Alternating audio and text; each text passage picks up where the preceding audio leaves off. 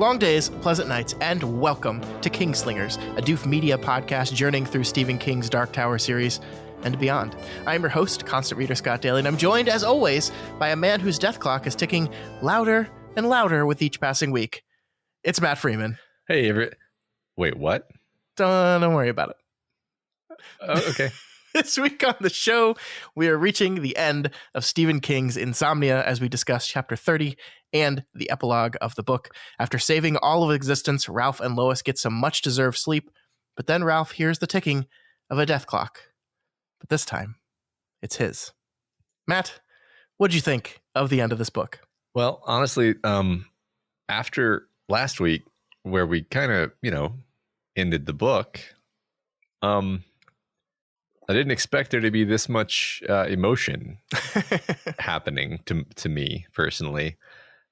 This is a very impactful, remarkable ending to a book. Mm-hmm. Very, very like out of all of the weeks, I feel like this is the one that I'm like the most simultaneously like excited and worried about how our conversation is going to go, because like it's very heavy. There's a lot that's hard to talk about. Yeah, for sure. I mean, I was a wreck reading it. I was a wreck rereading it. I was a wreck putting the notes into into our script for it.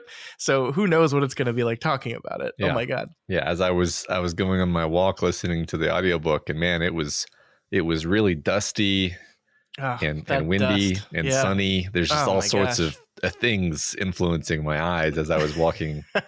So, yeah. Yeah. I mean, I think the interesting thing about this book is that when most people think about Insomnia, I would wager a guess that, and I'm counting you in this now, you're looking back on this book 10 years from now. I think the thing you're going to remember most, and the thing I remember most, and the thing I think most people remember most is the epilogue. That is the emotional bang that this book leaves you with, and is the thing when you think about Insomnia, that epilogue is what you think about, which is, a huge compliment to the skill of that epilogue. Mm-hmm. I agree completely. I mean, there's probably a handful of images that are gonna stick with me and recur, but the way this book ended is definitely going to be one bit that sticks with me. Sure, absolutely. All right, well, let's waste no time and get right into the epilogue. But we got a whole nother chapter to do before that. And before that, we do have some quick announcements. Oh. I love how I always say, let's waste no further time, and then I immediately waste a whole bunch of time. You do. It vaguely annoys me every single time. But at this point, I figure you're doing it as a bit. So I mean, kind of, yeah. Like, yeah. I think it's like 53% bit and 47% I don't know how to do this transition properly, and so I'm just going to fall back on an old standby. Yeah, that's great. Speaking of announcements, over the last couple of days, we've gotten a few questions from listeners about what book we're covering next. So I just wanted to formally announce it here. We are finishing up with Insomnia next week on our overview episode, and then we are going to move into I'll call it a short story, a novella, technically, Low Men in Yellow Coats. This is one of the stories that is part of the Hearts in Atlantis section of stories. So that's what we're going to cover next. It will be 4 episodes long, 3 episodes covering it, and then an overview episode. So that's what we're doing.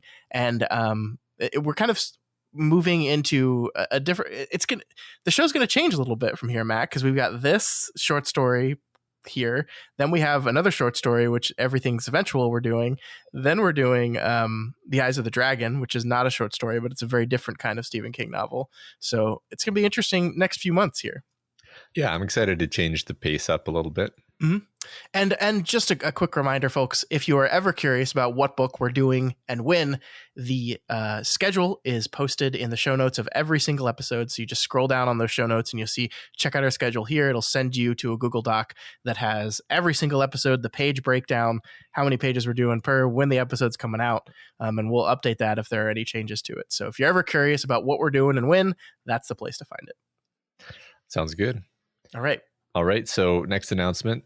So just letting everyone know that next week we will be announcing the winners of the Do the King Thing short fiction writing contest. The vote is wrapping up. It's probably wrapped up by the time we're announcing this, if I'm not mistaken. Yeah. By the time they're hearing this, it will be closed. Yeah. Right.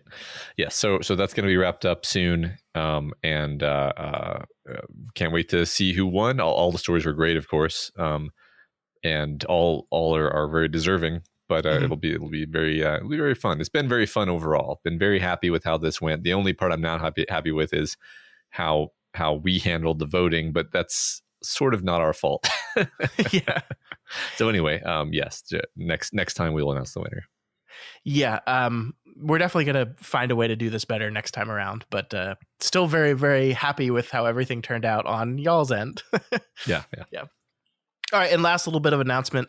This week on our other podcast, the Doofcast, we are going to be talking about and reviewing Denis Villeneuve's newest film, Dune. So if you went out this weekend, like quite a few people did, and saw Dune and want to listen to a couple of dudes talk about it for a while, make sure to tune into the Doofcast. It'll be out this Friday morning, and you can listen to our review of Dune. And I think we're going to break that into a non-spoilers and a spoilers discussion. So if you haven't seen the movie yet and still want to just get our basic overall feelings, you can listen to that. I think that's going to be really tough with this movie, though. So we'll see. We'll see how long the non-spoiler section actually is. Might just be like 5 minutes. Right. It's like for me as a lifelong Dune super fan, I'm like, I don't even know what is a Dune spoiler. Just everything that comes out of my mouth is Dune adjacent. So yeah, we haven't recorded that episode yet, but just wait until we get to the point of like, okay, we're in the spoiler section, but are we allowed to spoil things that are going to happen in the second movie? Because we've read the book. It's just going to be a mess. Yeah, we haven't resolved that yet. But I think it's going to be a good conversation. I think it's a movie that we both have a lot to say about. Yep. All right, Matt, now let's waste no further time and get into chapter 30, our final chapter of the book proper. And this chapter begins with explosion at the convention center. See, it turns out, Matt, that even though Ralph deactivated the plastic explosives, a hot wire just happens to hit them during the crash of the plane, and they go off anyway. Not killing everyone, but killing a few dozen people anyway, including, of course, Susan Dey herself. We get this wonderful line. America's most famous feminist decapitated by a jagged chunk of flying glass. Her head went flying into the sixth row like some strange white bowling ball with a blonde wig pasted on it. Whoops. So this seems incredibly cruel of King to do here, right?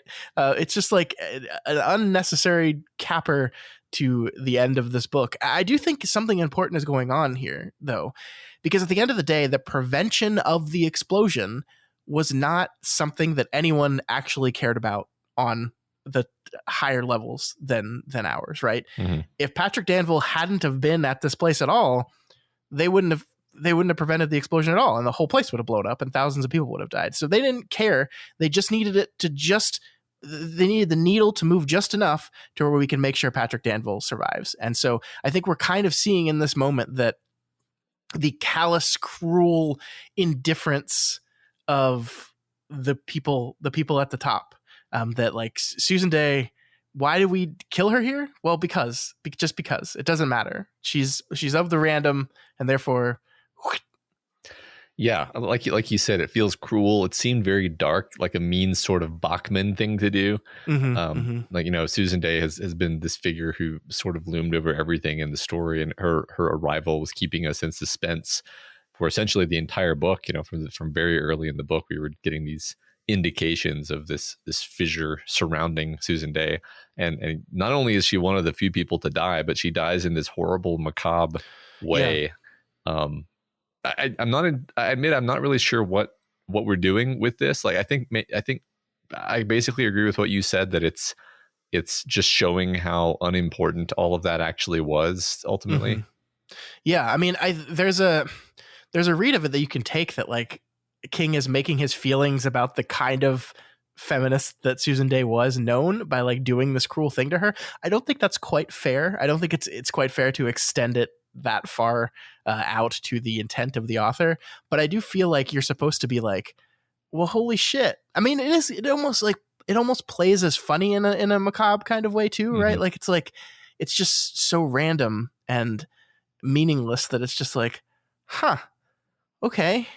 But yeah, I mean, it is just like taking a swipe at the end. And I really do feel like this is us just making it very clear to the reader that the purpose and the random don't actually give a shit about the individual and like what in your kind of everyday role in existence. It really helps reinforce this idea that Ka isn't on your side and doesn't really give a shit about you.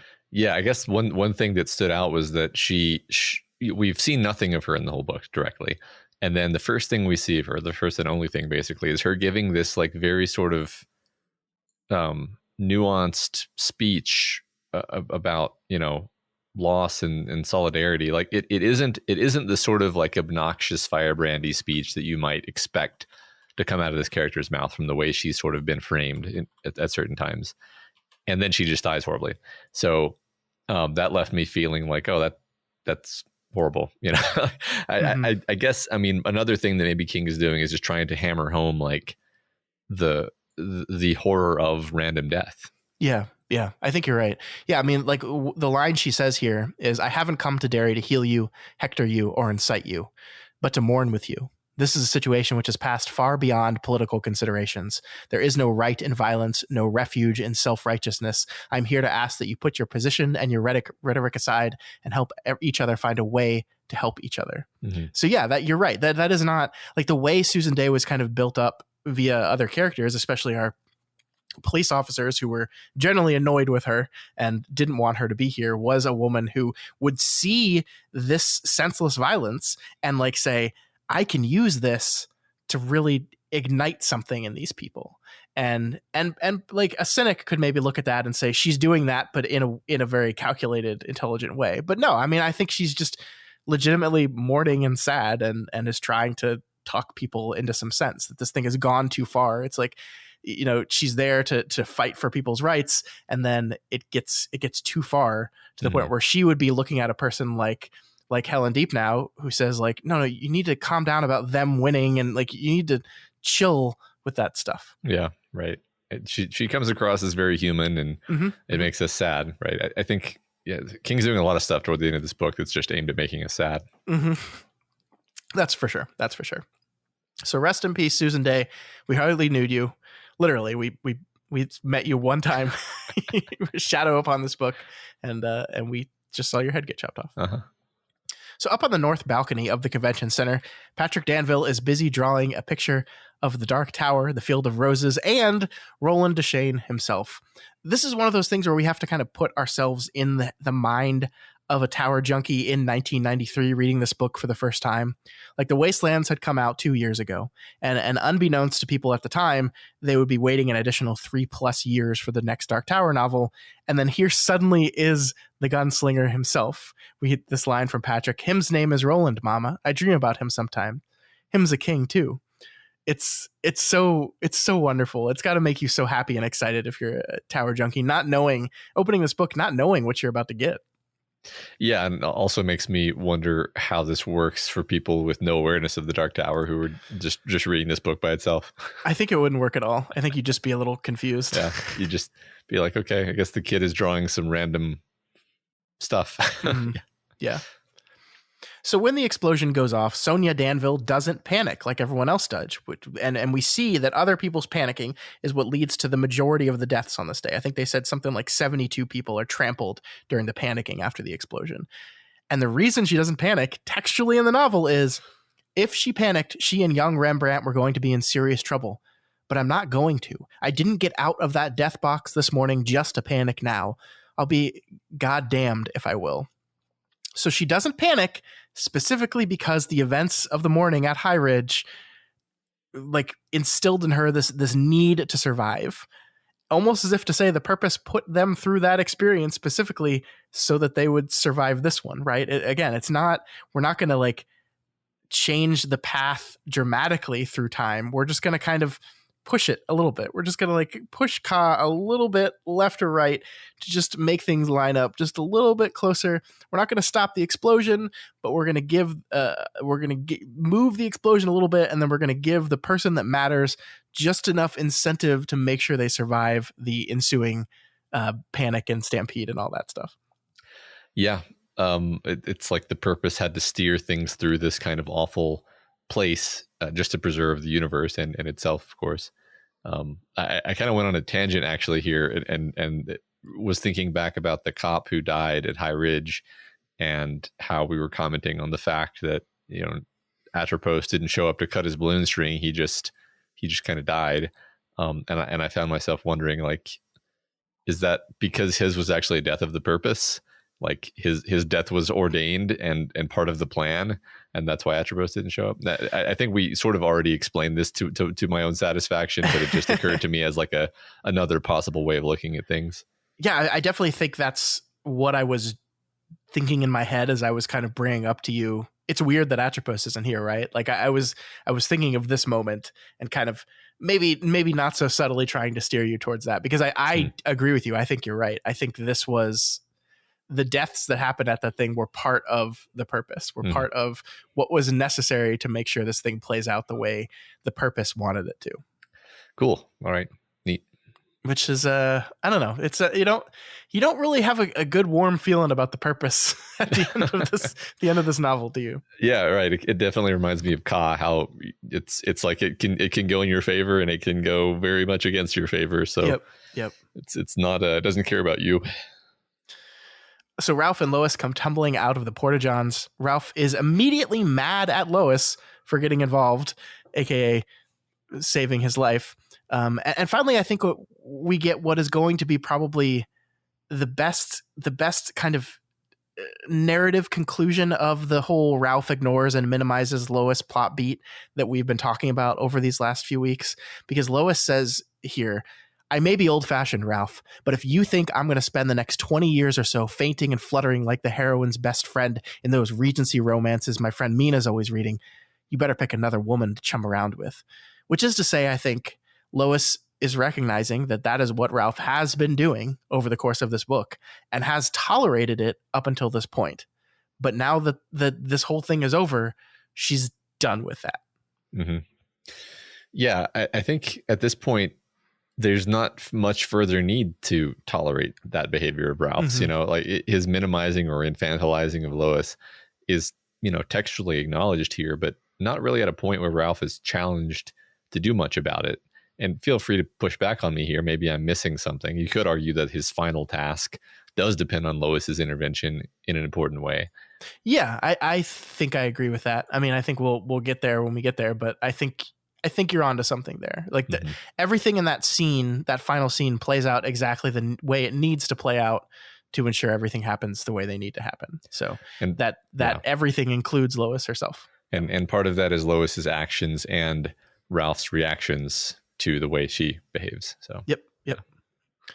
So Ralph makes the connection that we made like 2 months ago, Matt, when we linked Insomnia and loneliness together.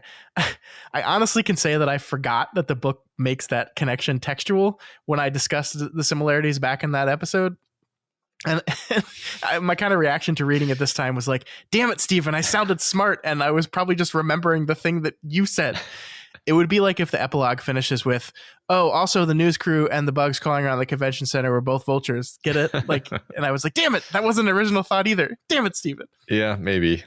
I mean, I do think that it's Steve's style to really nail in the theme at the end of his stories. It is. Even in the Dark Tower, where the tower is literally like, "Roland, you stupid son of a bitch." Yeah. Anyway, that's fine. I don't mind that because I'd rather get the full package of what. Yeah, I don't mind it either. I mean, like it's not. I don't mind that Stephen makes the themes clear here. I was just saying that, like, you read these books so many times and like you forget what is an original thought and what is a thought that's coming from the text itself. And so that was something that I honestly legitimately felt was an original thought of mine. And nope. Oh well. Nope. Yeah. Oh well. So Clotho and Lachesis appear, and we get this beautiful moment that I want to talk to you for a bit. Ralph says, for the first time, Ralph felt a kind of pity for the little bald doctors and understood the central irony of their lives. They were aware that the short-timers whose existence they had been sent to prune lived powerful inner lives, but they did not in the least comprehend the reality of those lives, the emotions which drove them, or the actions, sometimes noble, sometimes foolish, which resulted. I find this absolutely beautiful that at the end of this whole thing, Ralph has hated these little doctors so much throughout the course. He's been so irrationally angry at them. And here at the end, all he does is pity them. Yeah, this is a neat articulation of something that I had sort of felt from the text, but not verbalized even to myself, which is that there doesn't seem to be anything to Clotho and Lachesis besides their role, besides their function. You know, they don't have hobbies. They just are these entities that go about serving this particular function of the cosmos. Yeah. They don't have free will. Because they're so thoroughly of the purpose, they seem to basically be almost automatons. I mean, they have personalities, but it's not like they have choice. Yeah, I think the fact that they don't have choice is so important, and we're going to talk about that in a bit. But that seems to be the biggest thing that separates the long timers and the short timers, right? This understanding of choice, and they are almost like, more than I think any other being that exists on the plane that they happen to exist on, they're kind of like forced to maybe not live amongst us, but at least exist amongst us so often, and so they're always on the outside looking in. They're always like they're at the most powerful moment of a person's life, which is sometimes the end of it, like this moment where, like, you know, we witnessed it, right? Like this idea that, like, we saw Ralph's old friend, like in these final moments, have this memory, this beautiful memory of his existence, and like he can go happy knowing he's seeing someone that he cared about a lot during his life, and they kind of just know about it vaguely, and like they can't understand the emotion behind it,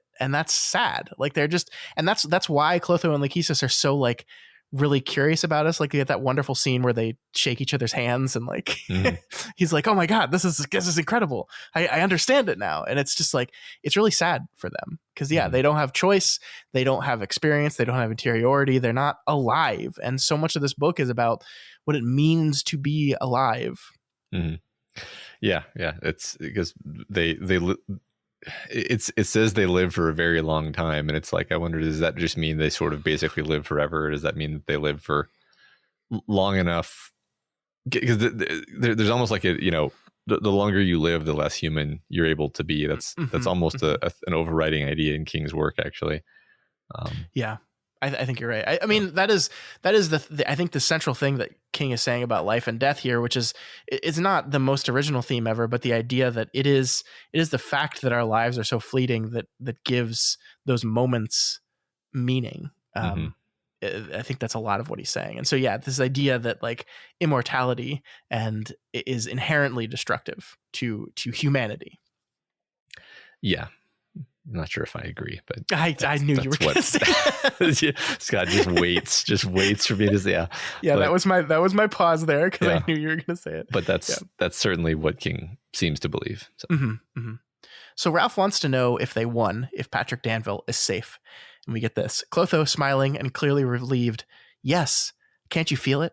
18 years from now, just before his death, the boy is going to save the lives of two men who would otherwise die. And one of those men must not die if the balance between the random and the purpose is to be maintained. Wait, what? Okay, well, like the first reaction is that he's like, oh, thank God Patrick Danville's going to die when he's like 25 or something, or probably more like 22 because he's like a 4-year-old.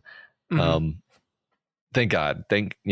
Okay, so let's talk about this. So after sitting with it for a minute, more than a minute, I'm guessing that it was originally not going to be Roland and Susanna, but rather Roland and probably Eddie that ended up finding Patrick. But then, like, beyond that, Patrick doesn't really save Susanna. Like, she leaves before they encounter the Crimson King. So I don't think, I just think the ending was probably, it ended up just being very different. Yeah.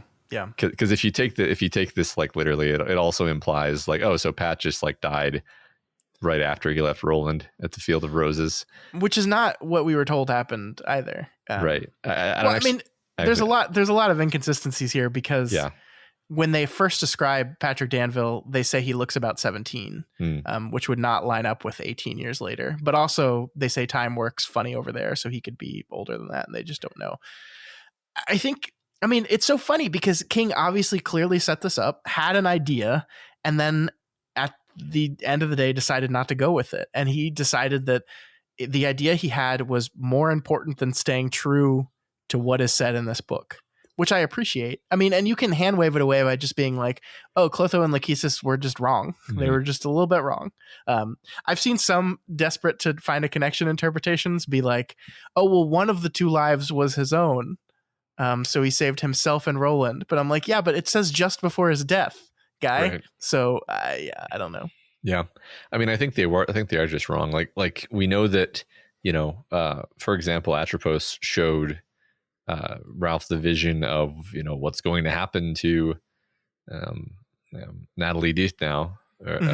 And that vision does not in fact occur. Mm-hmm. Like he stops it successfully. So the visions, I think, are more like maybe the plan, but there can be deviations from the plan. Yeah. And I think it's a fun experiment to kind of think what happened along the Dark Tower stories from here on out that changed this to what that like what exactly happened to change it to this. Yeah. Like, because I mean, there's a lot of things that happened in the Dark Tower that we talked about that like didn't feel like they were supposed to happen. You're absolutely right that maybe this was going to be Eddie, because we always felt like Eddie's death just didn't fit. It just seemed so random and senseless and cruel that it's just like, no, this is not the way this was supposed to go down. Yeah. And so yeah, I mean, maybe so, Yeah, I have a strong suspicion that Eddie was originally intended to make it to the tower with Roland, and some combination of being hit by a van and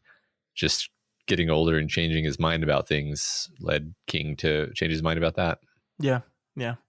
It's just a fun little segment of time that we know, because we're reading the books in this particular order, is not accurate. It's just really fun to read, because everyone that reads this book after reading the Dark Tower is like, no, you're wrong, guys. You're wrong. That's not how it happens. That's funny. Yeah. Okay.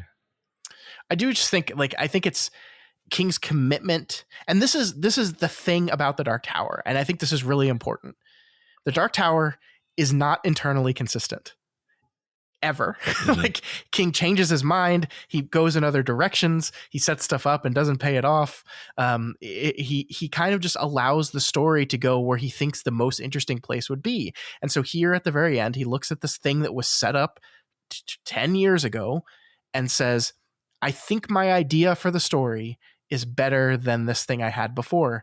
And so I'm not going to allow myself to be a slave to that thing I set up before. And what it creates is inconsistencies in lore, inconsistencies in mythology. But what it also creates is a good book. And I do appreciate that. I really do. I think letting the story be the master and not the mythology be the master, to me, feels like the correct decision. Yeah, right. I think that at this point, I've kind of realized that like all of my favorite authors, I think perhaps bar none, are basically seat of the pantsers who are just always trying to tell the best story they can in the moment. And if that kind of messes up what they had planned, then they just try to find some clever way of dancing around that and not letting it hurt things too much. But they're not going to hurt the enjoyability of the story for the sake of some sort of like plot continuity. So yeah. So Ralph has one final question for the two. He says, did we ever have a choice? Did we really? Lachesis, very softly. We told you so, didn't we? For short-timers, there is always a choice. We find that frightening, but we also find it beautiful. So this goes to what we were talking about earlier, right? This idea that the central difference between these little bald men and human beings is the idea of a choice, the idea of that because they exist in a world that has both purpose and random, they will always have a choice. And I think that's important not only for all the events of this book, but it's also important for Ralph's final choice in the epilogue, right? That like this is not a thing that was a preordained thing that is playing out exactly as it should. This is Ralph making decisions at the end of the day. Yeah, right. I like that. I think it's interesting and maybe a bit telling that they find choice frightening because as pure agents of purpose, they don't have free will, which we talked about that before. Yeah, just the existence of freedom of choice in a system of nothing but purpose is introducing chaos into that system. Yeah, that's well said. Yeah, I like that. So with that, Ralph and Lois say goodbye to Clotho and Lachesis, knowing that they'll see them again someday. Oh, that's sad. Yeah. On the last day. And then they head home to Lois's at least. Hey. They shower, but decide they're too sleepy to bang. And so for the first time, they start thinking about what their life together is going to look like after all this. I particularly loved this exchange right here, Matt. I lost your earrings. This time they're gone for good, I think. I'm sorry. Don't apologize. They were already lost, remember? And I'm not worried about Harold or Jan anymore because now I've got a friend to help me when people don't treat me right, or when I just get scared, don't I? Yes, you most certainly do. I think, to go back to the thing that Stephen King brought up that wasn't an original thought of mine, the idea of isolation and loneliness surrounding both the concept of insomnia, but also our concept of old age, right? You slowly lose the people around you that care about you, and it becomes just you, and the world is so much scarier when you're by yourself. There's so many less things that you can take care of, or just the emotional, the physical support, the emotional support allows you to get through life. And I think these are two people that lost the people most important to them, and if they had continued down this road of isolation, they would have not lived for very much longer, but they found each other and they found strength in each other. Right. Yeah. I mean, it's not just a book about death and dying. It's a book about how, as you're getting older, everyone around you is also sick and dying, and everyone is drifting apart from each other. And so it's extremely, I guess satisfying is the right word, but that seems like too light of a word to use here, like just to observe, that your characters are happy here in the end. Of course, it's not the end, right? That's the thing is King lets us, he gives, that's what's so interesting about this ending. And maybe I'm saying this prematurely, but like, I feel like this could have been the last scene of the book. Like we're going to get the epilogue, but this could have been the last scene. I mean, then we would close Insomnia with a little wistful smile of just like, what a pleasant read, but no, we keep going. Yeah. I mean, it's really fascinating because this is not the first time he's done this. I will draw your attention back to the Dark Tower itself, right? The book ends, the book is over. We get this beat of happiness where we see Susanna with her loved ones again.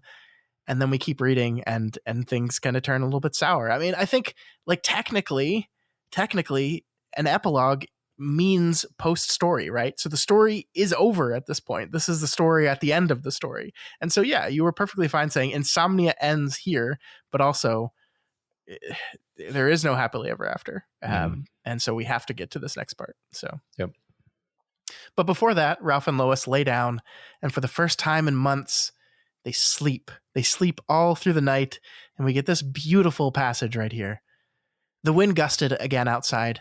The sound of it now seemed to come from a great distance, and as he felt the tug of that great river take him, he was finally able to identify the emotion he had been feeling ever since Lois had put her arms around him and fallen asleep as easily and as trustingly as a child.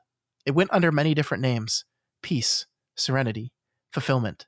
But now, as the wind blew and Lois made some dark sound of sleeping contentment far back in her throat, it seemed to Ralph that this was one of those rare things which are known but essentially unnameable. A texture, an aura, perhaps, a whole level of being in the column of existence. It was the smooth, russet color of rest. It was the silence which follows the completion of some arduous but necessary task. God, that's good fucking writing, man. Yeah, it's so beautiful. It's just perfect that this book, this book called Insomnia, has this note here in the denouement where they're just so tired. They're too tired to bang, and they just sleep. They just sleep so hard. And it's just this delightful poem basically about how fucking great sleep is. Yeah. And I'm just like, God, I just want to go sleep. I just want to get all snuggly in my blankets and sleep, because this paragraph makes it sound so good. Well, and I mean, to get a little metaphysical here, what is death but sleep at the end of some arduous but necessary task that is life? Yes, right, sure. I believe that is exactly the connection that King intends, and indeed why he chose to make sleep and insomnia the sort of magical, metaphysical cousin to death, and life and death and wakefulness and sleep and so forth. Yeah. I also really like just that he brings everything together with here, that like that this feeling of contentment, he the only way he can describe it is an aura, right? And so this connects back that we were seeing the aura of these people, but there are auras everywhere, even when you can't see them. And this feeling is almost an aura of itself. I just love that. Sure. Yeah, me too. So the chapter ends with King noting that Ralph slowly over time forgets all his time with the little bald doctors and the things they do. There was the scar between the elbow and the rest of his right arm, of course, but he even began to wonder if that wasn't something he had acquired long ago, during those years of his life where there had been no white in his hair, and he had still believed deep in his heart that old age was a myth. So it's the end right there. The end. Yep. The end of the book. All right. Let's move on to discussion. No. Okay. But what do you feel about this choice to have them forget about their adventure? I'm torn on it. I think it makes the most sense. I think King does this a lot, actually, and this is not the first Derry book in which characters will forget the things that happened over the course of the novel, and there's always something sad about it. There's always something like you're just a little sad that like they're not going to remember the experiences they had and the importance that they had. But there's also something that just seems right about it. It seems like after the end of this experience that was almost not human, the best possible thing to do is to go back to a state of not knowing. Like it comes back to that thing where Ralph looks out at all the old people playing chess in the park and like says that like the most beautiful thing about life is the unobserved part of it. Like just the unaware, like the people around it are just unaware of how incredibly beautiful it is, makes it even more beautiful. And so it just seems to me that like the way that we'll see them live their lives during the 5 years that take place in this epilogue would not have been quite the same had they been carrying every single memory of the time before, especially for Ralph, especially for the man who is at the end of that 5 years, going to die and going to like knowingly give up his life. So, yeah, I like that. I couldn't really make up my mind until I thought about Lord of the Rings, and then I thought about it in context of like, well, Frodo never really gets to go home because he's always burdened by his injury, which is a physical injury and is also sort of a metaphor for a psychological injury. And so giving your characters the ability to forget is a way of basically returning them to being innocents, returning Ralph and Lois to being the innocent hobbits who can just live a normal life without having to basically lose sleep over the idea that like they had this glimpse of the superstructure of the universe and what the hell does it all mean. So I do think it makes sense in this story, actually. Yeah, I agree. Okay, Matt, are you ready? Are you ready? Let's move into the epilogue, Winding the Death Watch 2. This is where I call your attention way back in the beginning of this whole series where I said there was a Winding of the Death Watch 1, which means there has to be a 2. So we kind of knew this was coming, and yet here we go. Like I said at the beginning of the episode, I really do think when people look back at their time with Insomnia, this is the part they're going to remember the most. I find this epilogue an absolute triumph. And while Insomnia is a book that I do have some issues with, some little qualms with some of the decisions, as we got into some of those last week, and I think we'll kind of talk about the book broadly next week, this epilogue makes up for it and more, right? So I love this book, almost specifically because of the beauty and the perfection that is this epilogue. Yeah, very very unusual book overall. Remarkable in many ways, and I think for me the biggest surprise out of everything really was that this epilogue, this denouement, the falling action, we have finished the story, and yet here we are.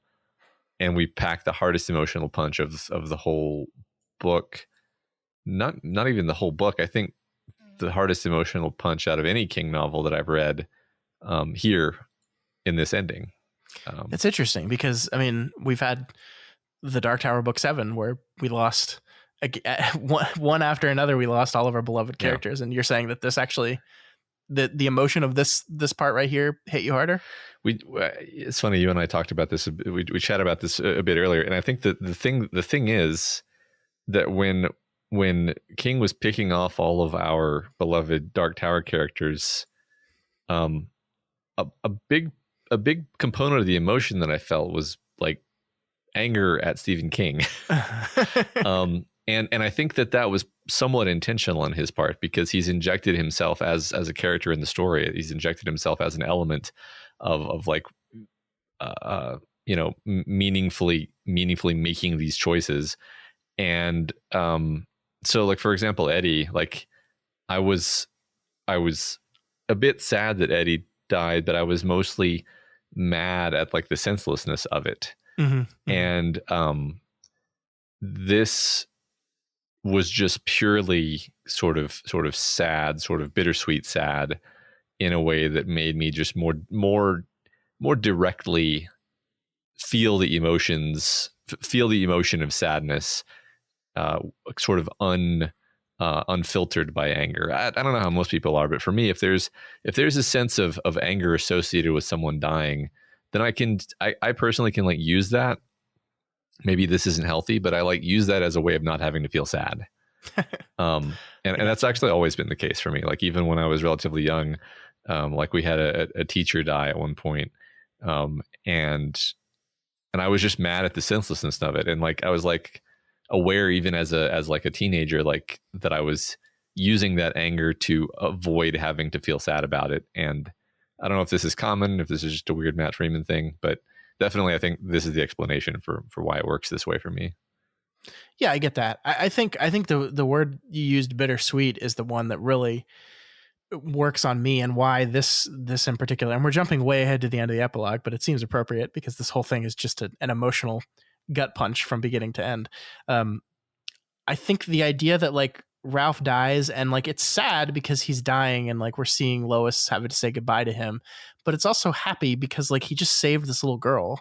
Like and so like it's you're content with a life well lived, while also being sad that this is a loss of a life. And I think it's that 1-2 punch of those two feelings is what really drives this into weeping territory for me. Yeah.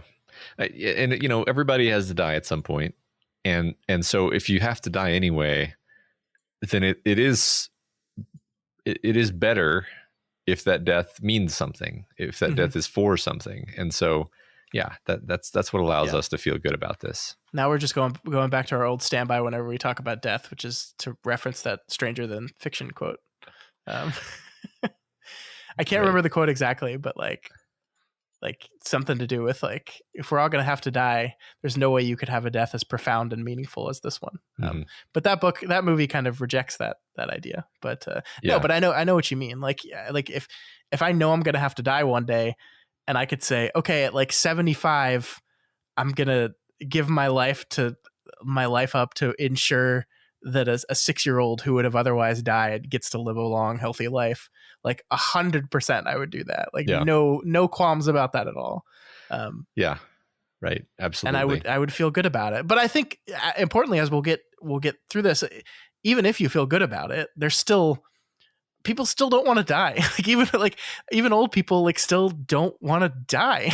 Like people don't want, like people are still scared of death. I'm scared of death at 36, and I will be probably just as scared of death at 76 if I make it that far. I was sort of challenging myself with this. I was like, if a supernatural being said to me right now, like, you know, you're going to have a chance next week to sacrifice your life for a 6-year-old. What would I do? Yeah. And I would like to think that I'm the type of person who would go, yeah, gotcha, I will do it. But like, I don't think anyone could truly say what they would do in that situation unless they were actually in it. Yeah, I think to the extent that I came to a conclusion, I was like, well, if it was one of my kids, I would definitely do it. Yeah. If it was some other kid that I didn't know, well, I mean, I think it's actually important that Natalie is not a stranger to Ralph. Natalie is a beloved, you know, the closest thing to a kid that I think he's ever had. So, yeah, I mean, it's like, I don't think we talked about this last week, but the idea that like to the higher purpose and to the people at the top, Patrick Danville is the most important child in the world. And Ralph's counter to that is basically like, well, to me, Natalie is the most important child in the world. So why does your desire outweigh mine? And so I think yes, it does matter that it is someone incredibly important to him. Yeah. But I mean, it's still a fun thought experiment to see, like, what if it was just some random stranger, right? Like some random 6-year-old that you've never met and you never will meet. Like, does that change the equation? Yeah, it does. But how much? Like, and at what point do you say it's really heartless to say, like, no, I wouldn't do that? But like, I mean, technically 6-year-olds are dying all the time, right? Yeah. Or maybe like, at what age do you think, like, I probably don't have that many years left. I'll make this trade. And is that even a realistic thought process that I just said there? Or, or is there indeed no age where you're like, no, I've lived enough? I think that's maybe one thing this book is actually saying is, like, there's no age at which you're just, like, not scared of death. Yeah. That doesn't make any sense. Why would that be a thing? Right. Like, I think it's very easy to say, like, well, by the time I'm 70 something, I'll be much more okay with giving up my life. And I'm like, I can already imagine, like I've lived long enough to know that, like, when you're in your mid 30s, you just don't feel like you're everyone says it, right? Like, everyone says, like, when you're old, you don't feel like you're old. You feel like you, and just there's an age assigned to it. And I've lived long enough to know that that's going to continue to be true for the next 10 years, 20 years, 30 years. So yeah, by the time I'm 70, I mean, I'm not going to feel, I'm ready to die now. I just don't think that's going to happen. So yeah. The only thing that's ever made me less scared of death has been having children and realizing that this part of me is going to continue on. But it's only part of me in a kind of metaphysical sense that doesn't quite work completely. So I mean, yeah, it's fun to say that, and I agree with you, but it's also like, I still really don't want to die. Right. Of course. Yeah. All right. Let's move into the chapter itself and just stop talking about it broadly. So because we are in a new section of the book, we get more poetry. Woo! It's poetry corner. Woo! Yay. We return to the Stephen Dobbins poem that we had discussed previously.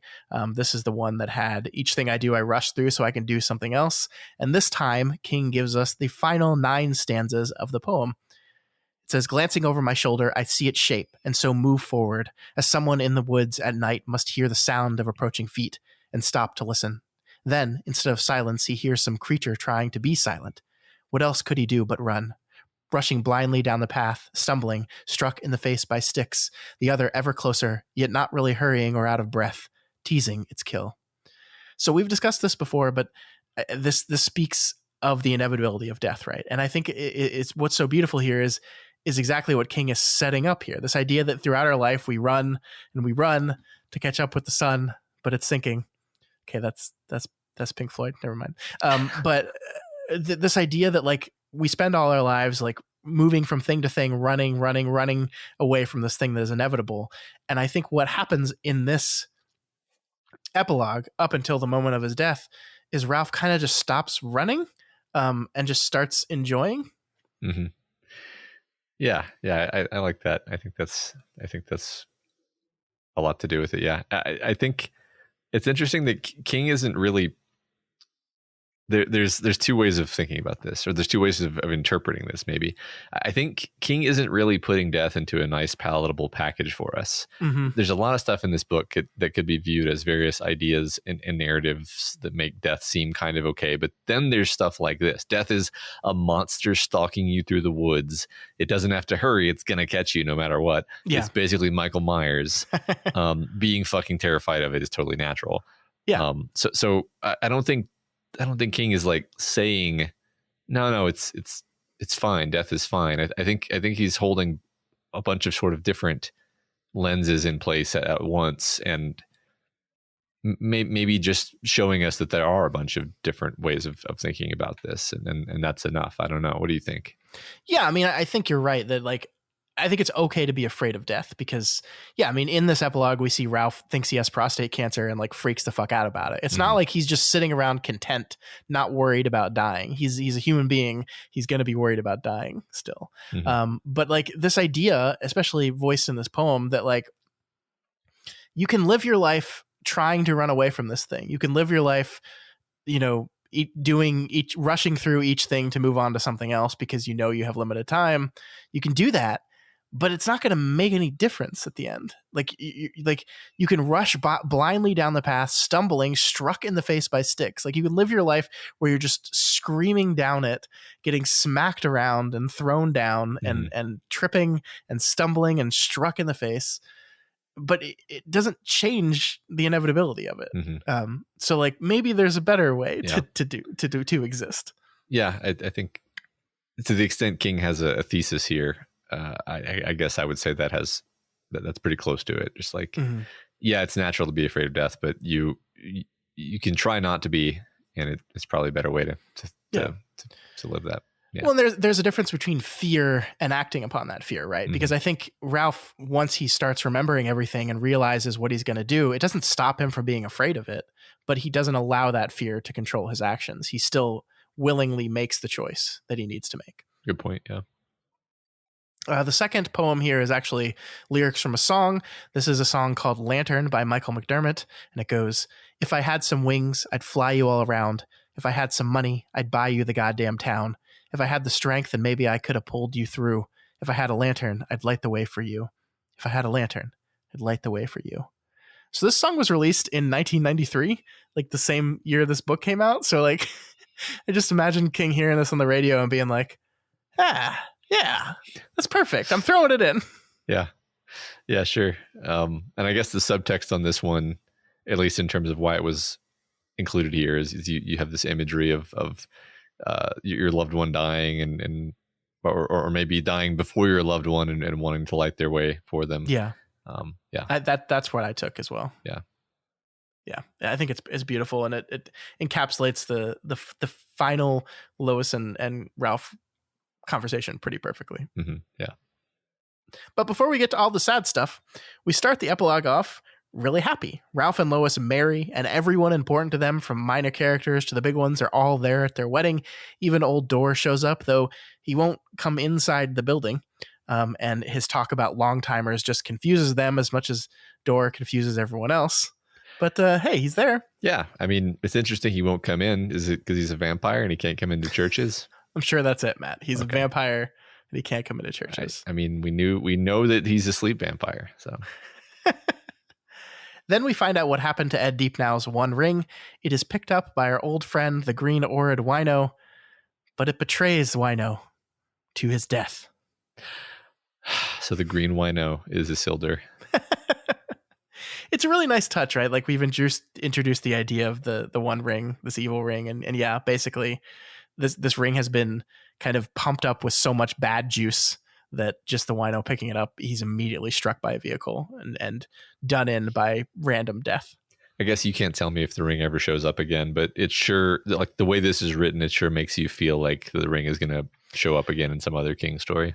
So, I mean, it's being cheeky here. So the ring like rolls down the drain and falls into the sewers under Derry, which I know you haven't read it, but I think one thing you know about it is that Pennywise lives in the sewers. Yeah. So it's really just kind of a cheeky reference to like, ooh, the sewers. Okay. Yeah. All right. That's kind of what I figured. Yeah. Okay. I love this part right here, Matt. Ralph and Lois didn't live happily ever after.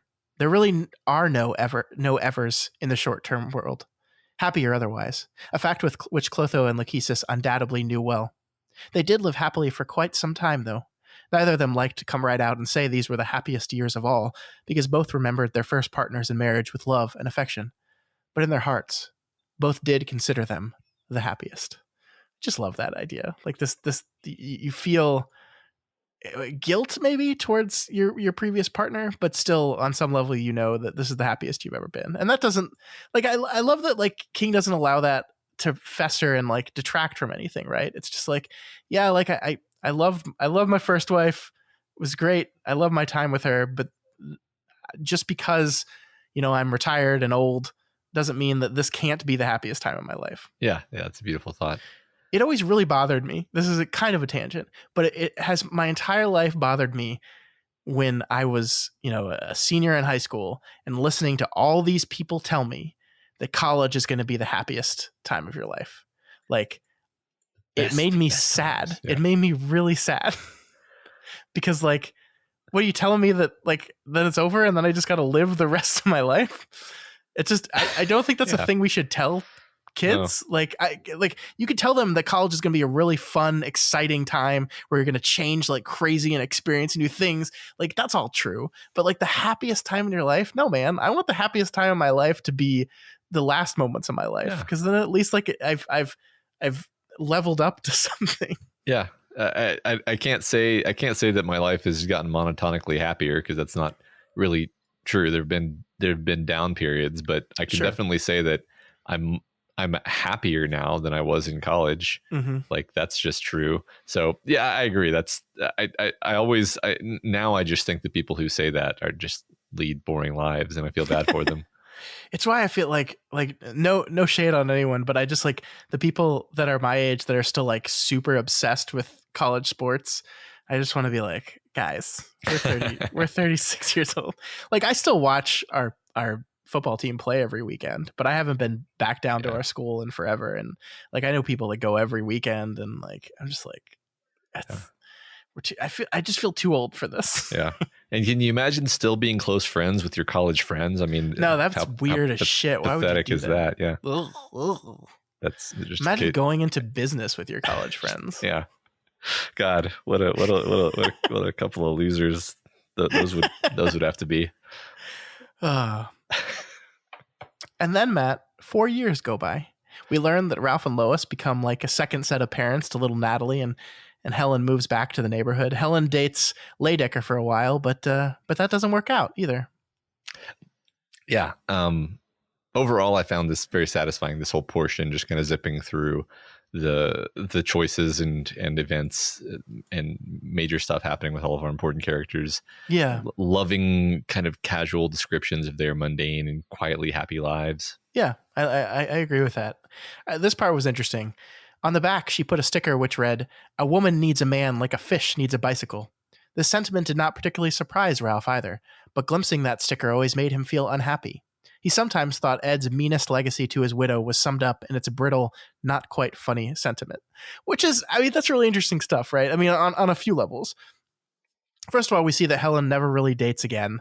And I don't know, I picked on some subtext in the story that the women she ends up being friends with are really more than just friends, that she's actually dating these women. The book never comes out and says it. I believe that I picked up that subtext as well, but you're right that it doesn't seem clear.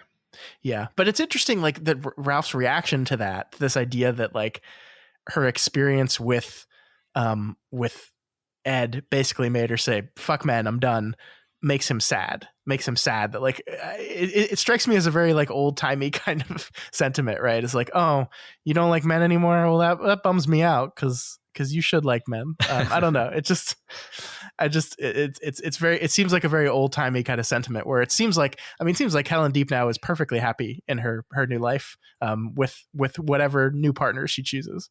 Yeah, sure. I guess if I had to steel man what Ralph is feeling here, it's something like she's a person who was traumatized and scarred so badly from her relationship with this man that she has literally written off the entire gender. That's some pretty bad damage.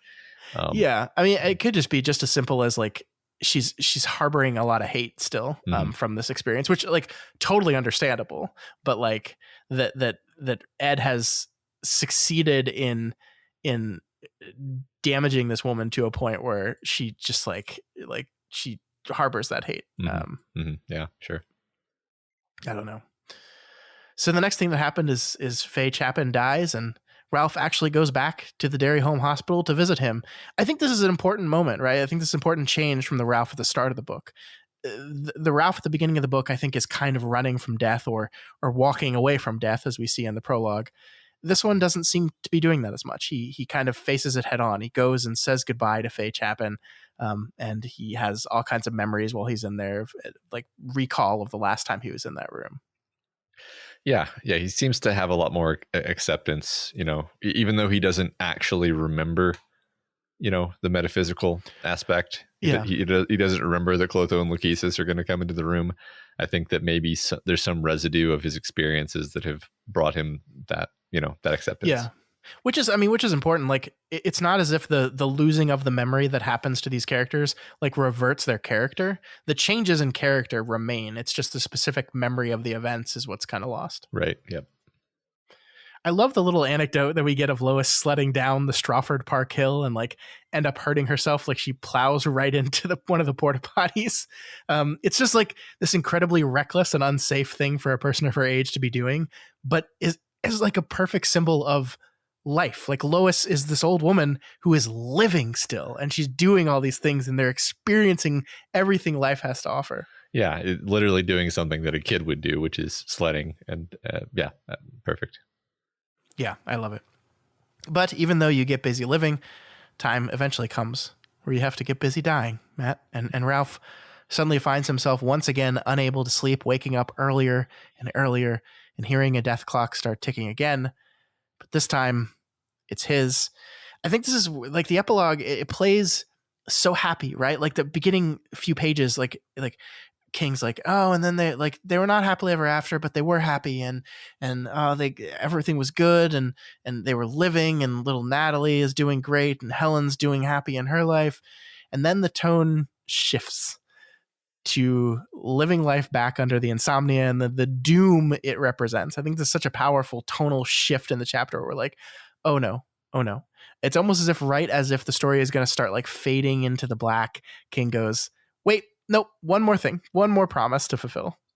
Yeah, I like how you phrase that. There was this feeling of like sinking basically at that point where you're like, oh, like this is kind of like you kind of know where it's heading, but also he makes it feel so dreadful.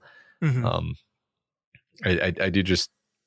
just want to pause here for one last time and imagine how leaving this book would have felt if it had just ended with, and then they grew old together, blah blah blah, the end.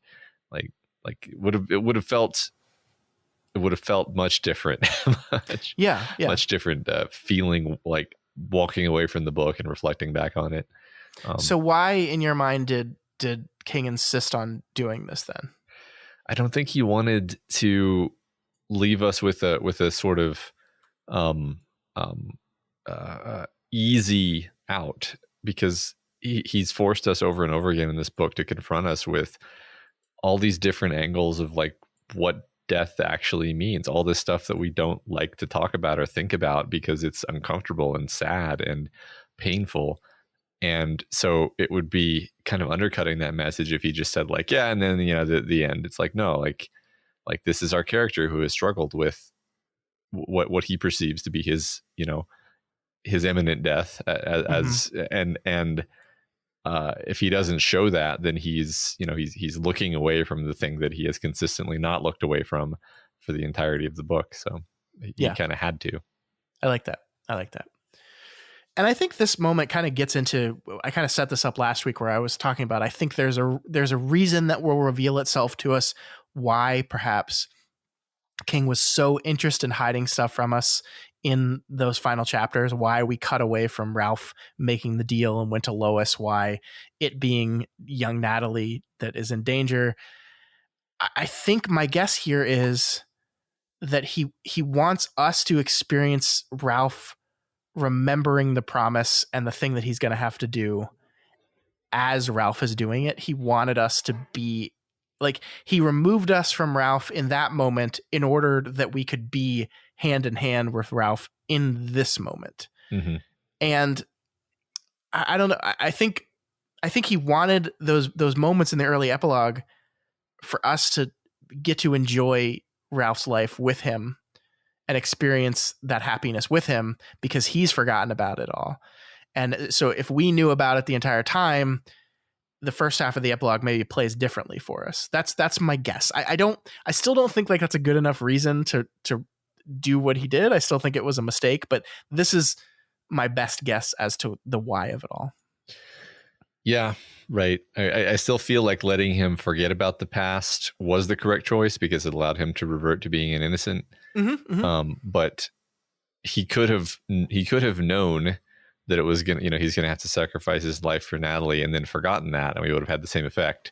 Not exactly the same effect, but a similar effect. I think another problem is like I was already 100% certain those people in danger were going to be Helen or Natalie, And then I was like 85% sure that Ralph was going to trade his life for theirs, and that was part of the deal.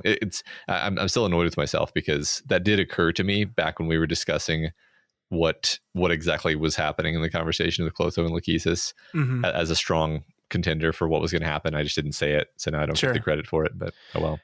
Yeah, and now I can finally say that, like, one of the most torturous things I had to do on this entire show has been pretending like I didn't know who the image in Atropos' vision was of, because you're absolutely right that it's like immediately fucking obvious, because you got there right away. You were like, well, it can really only be Natalie or Helen. And I had to be like, well, I don't know. But in my head was like, yeah, fucking course. Yeah, right. Like there's no one else it could be. So why hide it at all, Steven? Like if it's so immediately obvious, why even hide that? Yeah.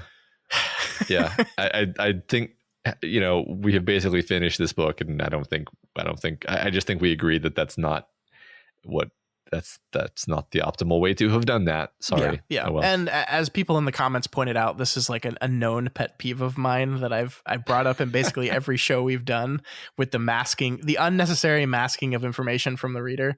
Is just like a thing I don't like. And one of the things I love most about King is that he just rarely does that. He's actually, he enjoys over pumping you with information instead of holding stuff back from you, which we have said a million times we appreciate, and exactly why we appreciate it. So. Yep.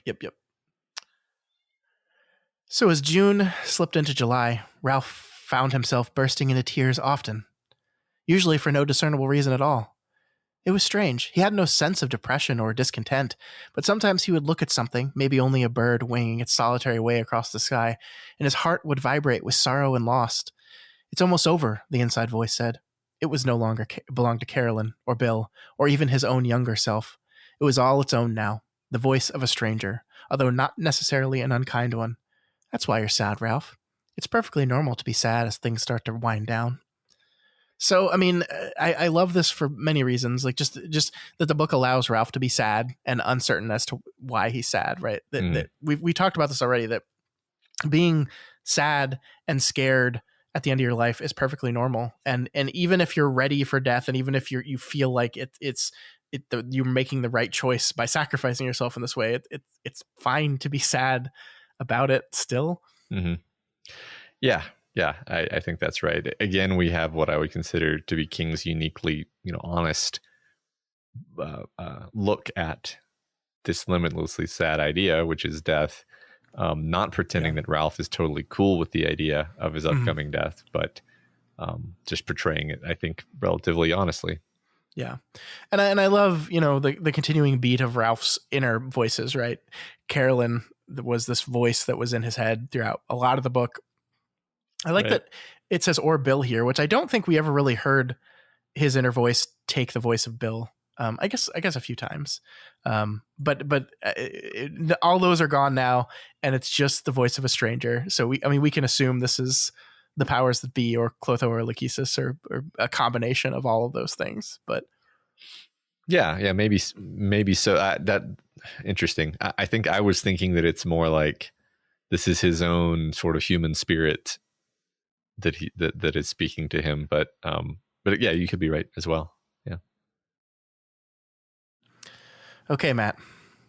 Then one day, Ralph wakes up, and he knows it's time. He tells Lois he's going down to the Red Apple, and somehow she knows something's up immediately. Ralph is back to pushing her aside and ignoring her ahead, and she doesn't like it at all. She says, we get this. Now, Lois, don't take on. Don't you dare tell me not to take on. She shrieked into his face. Don't you dare. Don't you dare. So this is, the Lois that was fine to be kind of pushed to the side and ignored. She said in chapter 30, she's done with that now. And we see that play out here, that she's done with it. Mm-hmm. And this time, instead of continuing to lie to her, Ralph actually tells her the truth, right? He actually comes clean with her. Natalie Deepnow is going to die, and he has to go save her. And I think this line that I'm about to read here, I think vindicates the things that you have been kind of suspecting about Lois throughout the entire book. Like you said last week, oh, shucks, I was wrong. I'm stupid. But I think this vindicates you a little bit here. Mm-hmm. She looked very bewildered, very our Lois.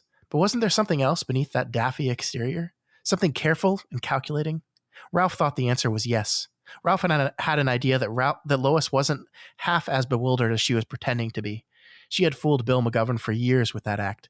Him too, at least part of the time. And this was just another, and rather brilliant variation of the same old scam. So Lois loves pretending to be our Lois, and she uses that to manipulate people in certain ways. Right now, she's attempting to hold Ralph where he is for just long enough so that he doesn't have to do what he's got to do. And so I think when we talked all those times about, does Lois know what's going on here? Does Lois seem to know? She doesn't audibly seeming to react. I think the subtext here is that, yeah, she knew the whole time, and it's just part of her thing is to kind of play the daffy person, because people underestimate her that way. Yeah, it would be interesting, I think, for me to reread this with the perspective of like, how often does Lois end up getting what she wanted regardless, even though she seems, befuddled and not with it, or maybe it seems like Ralph is the one making the decision, but then, well, it's also what Lois wanted. So, I do think, King was setting up with all the incidents where Ralph either steamrolled or minimized Lois, this moment. And even so, it's not like he actually listens to her here. Like he stops long enough to talk to her, and he gets her to come along. So he does slow down, just long enough to put him in exactly the right place at exactly the right time. In fact, but it's not like she gets her way here, I would say. That's true. I mean, she definitely doesn't get her way, but I think the importance of it to me was that, like, he could have just kind of pushed off and not explained everything and just been like, no, Lois, like, I'm not going to explain this to you. Right. But he doesn't do that. He decides to be totally honest with her and be like, no, Natalie's going to die. I have to save her. This is the promise I made 5 years ago, and I'm going to do it. And I know you don't want me to. I understand that, but this is what I have to do. And like that, I think, is a change from Ralph, who really did not clue her in on any of that stuff during the course of the book. Yeah, he kept the ring. He took forever to tell her about the auras, and then he kept the earrings thing from her. And yeah, you're right. I really do love this moment where we suddenly shift over to a news article interviewing old Mrs. Perrin, explaining what she saw in the accident that's about to happen. It's much more typical King stuff, where we just see her discuss Ralph's death before we actually get to play out Ralph's death. And it's almost as if by going to almost like an epistolary type of news article thing, he's like emotionally preparing us and perhaps even himself for what is about to happen. Like, we already know Ralph's going to die, and then we get to read it in like the cold, indifferent way of a news article first. And so like, we're just, okay, we now kind of know how the scene's going to play out. So we can like gird ourselves a little bit for how it's for it, just a little bit, Absolutely. Yeah. So that, like, this is my favorite thing that King does, and I'll say exactly why. So I just finished reading another novel last night, Neil Stephenson's newest novel, Termination Shock, which I really enjoyed, and he's one of my favorite authors, actually. And as I was finishing it, I was just like racing through the ending, like borderline skimming. And the reason is I was like so invested in the characters, so invested in how this was going to all resolve. And while I was doing that, I was like, Matt, like, slow down and like enjoy the ending. Like, you're missing details. And I was like, I'm not going to slow down. Like, I'm too, like, I am going to stay up late to finish this. I need to know what happens. And it's like, just imagine if the story had let me know what was going to happen, and then allowed me to still read the awesome action scene with that resolution in mind. Then I could have absorbed it much. It would have been much different. It would have been a different experience. Maybe there's a trade-off there, right? Yeah. But I just have really come to like the way the King does this. Yeah, I mean, I think his whole bet here is that knowing what's about to happen doesn't blunt any of the emotion of it. And I think, at least in this story, he's jackpot. Like, he's totally right. Like, knowing that Ralph is about to die does nothing to minimize the emotional devastation of it. So there's no reason to kind of hold that back and keep that away from us. And so just to just very bluntly set it up and say, okay, this is how it's going to happen. Ralph's going to appear out of nowhere, which we immediately know what that means. It means he went up the levels and then came down levels right in time to get in front of her. We know how this is going to play out. We know exactly how the scene's going to play out. We know who all the players are. And so, yeah, there's no suspense in the knowing. It's just the tension in the how it's actually gonna play out emotionally for us. Exactly. As Ralph is explaining to Lois that he traded a life for a life, we see that Atropos is back. Yay! And he's pestering Ralph and Lois's new dog, who is also named Rosalie. Rosalie too. He's trying to get her to cross the street. So Ka is a wheel. Of course it is. Like not only is this everything's playing out exactly as it did last time, right? Like Atropos is here. Pete, the newspaper boy, is here.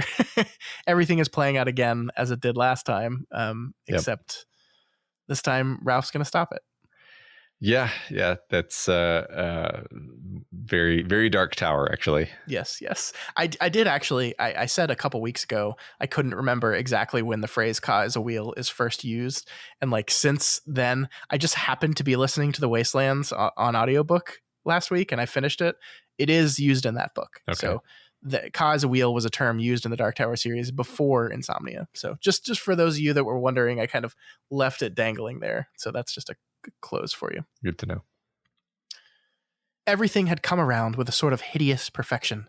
The house was there, Rosalie was there, and Atropos was there too, wearing a hat cocked back on his head and looking like a wiseacre news reporter in a 1950s B picture, something directed by Ida Lupino, perhaps. All we need now is Pete the Paperboy, and the show will be perfect, Ralph thought. The final scene of Insomnia, or Short Time Life on Harris Avenue, a tragicomedy in 3 acts. Everyone takes a bow and then exits stage right. How perfectly meta and perfectly Dark Tower. Perfectly Dark Tower, right? Like, this is basically a Dark Tower novel. I think we can say that now. Like not in character, with the exception of the Crimson King himself, but like in theming and in style, and it's just a Dark Tower novel. Yep, absolutely. It's funny. I don't know if it's is it a tragic comedy? Maybe. I should think about it. Interesting. How do you define a tragic comedy? I don't actually know. Because like in the Greek definition of tragedy and comedy, those two things are by design like opposites, like intentionally opposites. I'm going to look up tragic comedy. Tragic comedy. Kind of drama representing some action in which serious and comic scenes are blended. Yeah, my definition says a player novel containing elements of both comedy and tragedy. But like, I feel like a Greek would look at that and say, so it's a tragedy. Yeah, so what you did is you fucked up your story. No, I mean, anyway. I mean, in the modern definition, like most all dramas have comedic elements in them. So true. And this certainly does have comedic elements in it as well. But I mean, this seems more like a tragedy to me. It's just a tragedy that allows us to feel bittersweet rather than desolated. So. Sure. Absolutely. Ralph is worried that it's all happening too fast, but a reassuring voice tells him he'll have plenty of time to do what needs to be done. And there is plenty of time as the car swerves to avoid the dog and is about to hit Natalie. Ralph drops down to her level again and pushes her out of the way. And that's when King decides, like, okay, for the rest of this book, I'm just going to write the shit out of this. And because everything here is perfect. I mean, the book's great generally, but like the writing here is just perfect. There was time to see a shadow sliding along the pavement beneath him in a shape like an X. There was time to see a spray of red droplets in the air just above him, and to think that Lois must have splattered more paint on him than he had thought at first. And there was time to see Natalie sitting at the sidewalk side of the street, weeping, but all right. And to sense Atropos on the sidewalk behind her, shaking his fists and dancing with rage. I believe I did pretty damned good for an old geezer, Ralph thought. But now I think I could really do with a nap.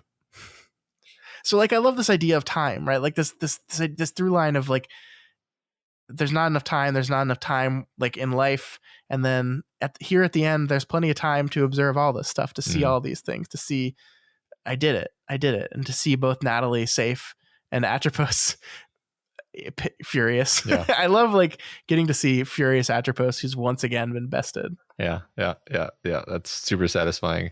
And yeah, kind of like you said, like there's no need to rush. It all unfolded the way it needed to.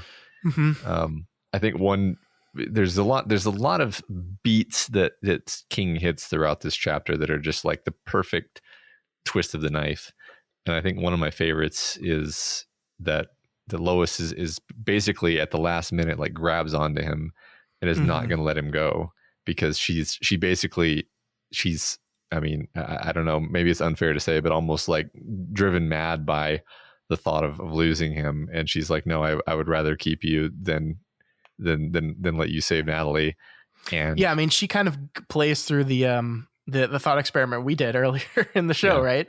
And decides that she would rather have Ralph than a 6-year-old kid. Yeah. And like, I don't think you're meant to like be horrified by that decision. I think you're meant to say that's fundamentally human. Like, of course you're going to choose the person you love. Yeah. Of course you are. Right. And it's very different making that choice for yourself versus making that for someone you love. Yeah. Yeah. Yeah. But then he has to, turn into a ghost and disappear from her embrace, which is very, just a beautifully sad thing. It really is. It really is. And I think most importantly here, just like when Ralph made this deal to do this in the first place, we now cut over to Lois from this point out, and we witness Ralph's final moments from Lois's perspective. She rushes over to the dying Ralph, and they have their final goodbyes. So we see this all from her perspective. Yeah. This is one bit where I did approve of the decision to cut away from Ralph's POV. It definitely makes this hit hard. And I think it preserves the sense of the unknown surrounding death from the first person perspective, because I mean, that's one of the most scary things about death is nobody really knows what it's like. So So we can't really be in Ralph's head as he actually dies. No, I think you're right. I think this is the decision to cut to Lois here is perfect. And I love that we get to see it because we get to see it from Lois's perspective. Like we get to see Ralph see Clotho and Lachesis, but not through his eyes, right? Like he says, "Hi, Clotho. Now remember, this doesn't hurt, right?" Ralph appeared to listen and then smiled, which is just perfect, right? Like he's about to die and he's comforted because here are Clotho and Lachesis, who he knew were coming. And they're there to comfort him, and getting to see that through someone else's eyes, I think makes it more impactful. Yeah. Yep. And then the part that just broke me the first time I read it. "Listen," he said, speaking with great effort, yet his eyes blazed, would not let hers go. "Every day I woke up next to you was like waking up young and seeing everything new." He tried to raise his hand to her cheek again and could not. "Every day, Lois. It was like that for me too, Ralph. Like waking up young." Fuck. That's beautiful, man. Like that's the thing about what the book is saying. Like that's the central metaphor of seeing the auras making and using the auras, making them young. That's it all coming together, right? It's not necessarily like the physical act of being younger, but like finding a person and a purpose and meaning in your life is what extends your life. Yeah. Yeah, I think I really like what you said a minute ago. That like no matter what age you are, you just feel like you. You don't feel old. You just feel like you. I don't know. Sometimes I feel old, but basically I agree. And yeah, I mean, my body feels old. My mind does not. Yeah, but just like the idea that like you're living your life, and if you're living your life, then every morning you wake up is like waking up young. I like that. Yeah, it's beautiful. Yeah, I love it. So Clotho and Lachesis, who after all is said and done, really weren't that bad of guys after all, were they? Just long timers forced to do their job. They hold up Ralph's cut life cord. It's glowing a brilliant blue. This is where I remember that Ralph looked at the color of blue and decided it was murder. Remember back in the book, blue is murder. He said, "It's not, Ralph. It's not murder." Yeah, it's yeah, I mean it's Ralph's characteristic color, and it's also I believe Lois's is more of a gray, but that's but anyway, it makes me wonder if Mercy is blue, because that's the context we saw it in before. Also, I agree, and I think it's just Ralph trying to like oversimplify this stuff, and that he's angry at what this woman would do, and so he tries to oversimplify what her aura means, and I think he's just wrong. And then in this beautiful moment, Matt, the moment that makes me cry every damn time, the two decide to give Ralph to Lois. We're not even sure what that means at the time, but then we get this. Lois looked up suddenly, her eyes wide and surprised, her grief forgotten as a gorgeous feeling of light, blue light. Calmness and peace filled her. For a moment, Harris Avenue was gone. She was in a dark place filled with the sweet smells of hay and cows, a dark place that was split by 100 brilliant seams of light. She never forgot the fierce joy that leapt up into her at that moment, nor the sure sense that she was seeing a representation of a universe that Ralph wanted her to see, a universe where there was a dazzling light behind the darkness.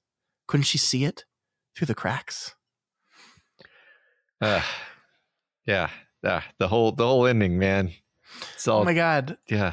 But to go back to Ralph's central metaphor of waking up in that barn that morning and seeing the light, like that is to him like the defining moment of his life, right? That like the moment where he sees life as bigger and broader and more powerful and magical than he ever thought it was before. And the first time he saw the auras, that's what he related it to. And now she gets to see that, auras or no, she gets to see this brilliant, clear, beautiful image that is Ralph distilled. Mm-hmm. And God, it's so perfect. Yeah, it's very beautiful because it's one of the few times that I've felt that anyone has ever portrayed death as being okay without resorting to like, oh, but there's actually an afterlife where you actually just get to go and live somewhere else and you're not actually really dead. Mm-hmm. I love it. Importantly, we don't actually like it's not as if Ralph like is living on, like his soul has gone into Lois. Like it is like the image that he sends to her in his final moments is like his way of passing on a part of himself. But they don't like carry the spirit of Ralph away and like walk him to the great beyond. We don't get to see that. That's not for us to see what happens after Ralph dies. I agree. Very intentionally left completely undefined. And in fact, I think this also made me emotional, this bit where they give Ralph to Lois, because it gave me the sense that all the voices that our characters hear, not only in this book, but across all King's works, might actually be, the spiritual, metaphysical voices of their dead loved ones, which have been granted to them by, the Clothos and Lachesis of the multiverse. So every time Roland is hearing Stephen's voice or Eddie's hearing Henry's voice, maybe it's actually their voices. It's actually not. I agree with what you said. It's not like they're like putting their soul into the other character's body. It's just like some piece of them. I mean, I think it's King doing what he's done a lot in this book, which is taking a more metaphysical concept of just like how the people that impact your life live on in you even when they're gone, right? And literalizing it through the embodiment of death. I never thought of the other voices that way, but I quite like that idea that a little piece of Stephen Deschain's life string is in Roland, and a little piece of everyone he's lost is in there somewhere, and that's why he hears them so much. Sure. I like that. Cool. But that's the end of the story, Matt. A beautiful end, a very sad death. Obviously, like I'm sad Ralph is dead, but I don't know. Like he got more than he ever thought he would. Like at the beginning of this book, he's depressed, he's alone, he's probably like honestly not gonna live that much longer. Probably this is a thing you hear about, like when people lose their life partner at an old age, they don't tend to live much longer than them unless they find something else to live for. And his life was just like very repetitive, sort of joyless routine more than anything. And he got several more really good years after that. So just all you can really ask for in life, Yeah. So bittersweet, I think, is the right word. I think which part got you the most? I really think the every day I woke up next to you was like waking up young and seeing everything new. Like that is really the part that just like right in the heart. I think maybe it might have been like seeing the reactions of Natalie and Helen and the paper boy Pete, and also Lois, of course. And feeling empathetically connected to their loss actually was probably the thing that kind of pushed over the edge for me. I love, I didn't pull out the quote, but I love the moment where Ralph is like, don't you understand why I had to do it? And Lois is like, in her mind, she's like, no, I don't. But she says yes to him in that moment. But like, even then she still doesn't get why. She doesn't get the why of it. And I think as we were talking about with our little mental experiment, like you can't fully understand the why of that decision unless you are the one forced to make that decision. Yeah. Yeah, right. It's totally different from the second person. So yeah. So rest in peace, Ralph, one of my favorite protagonists in any Stephen King story ever. He's wonderful. I told you that at the beginning of this book, that like, while this book is not one of my favorite King books, Ralph is absolutely one of my favorite protagonists. Yeah, you're sure he's definitely going to stick with me. Absolutely. Mm-hmm.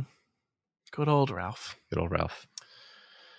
All right, the end of Insomnia.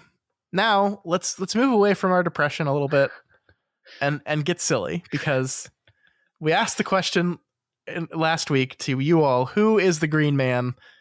And y'all did not disappoint at all, because we got a lot of extremely silly answers here. Yeah. All right. So Philgard 007 says, I've seen this one. I saw it on a rerun. And they say it's clearly Mr. Burns with a spinal adjustment, eye dilation, painkillers, and a vocal cord scraping. Perfect reference. 50 points.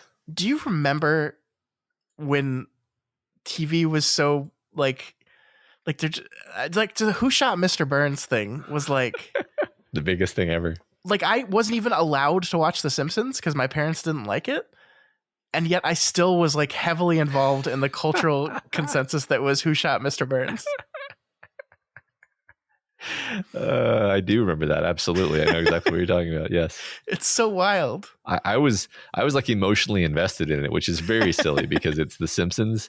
Yeah. I mean, not that The Simpsons can't have drama, but like that was, you always knew it was going to be a gag. So anyway. People got so mad about that gag too. They got so mad.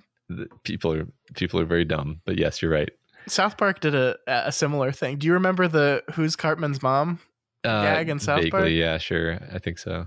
So the biggest thing South Park did is they made this big marketing push that like, this week we are going to reveal who Cartman's mom is. And then on that episode, they started out with just like, psych, here's a random episode of the show. And people got so mad at them. Oh my gosh. Cartoon adult comedies. Yeah, so fun. All right. So Walking Dude 22 says, allow me to introduce a man who needs no introduction. His accomplishments are too long to list. He has walked the highways and byways between the worlds, crossing over as easily as a child walking from his bedroom to the living room. He pulled himself up by the bootstraps from his humble beginnings in the kingdom of Delane. He has been a counselor to kings. He has foretold the future. He has raised men from beyond the grave. He has worn many faces. He has used many face names. Please step up and shake the hand that shook the world, the man in black himself, Johnny Cash, the Walking Dude, Mr. Walter O'Dim. Why, you ask, would this be? Walter Martin Randall Flagg was a bad guy, a servant of the Crimson King. Was he? What game was he playing? He doesn't seem to be so terrible in the Gwendy books, although his motivations are unclear and his actions ambiguous. If the man in black were after the tower himself, then his service to the Crimson King was just a means to that end. Might he not have a motivated reason to save the tower in this instance? Didn't Lois have difficulty saying whether he was good or evil? Perhaps he was doing the right thing for the wrong reasons. Yeah. So Walking Dude is saying that the man in black is the Green Man. Yeah.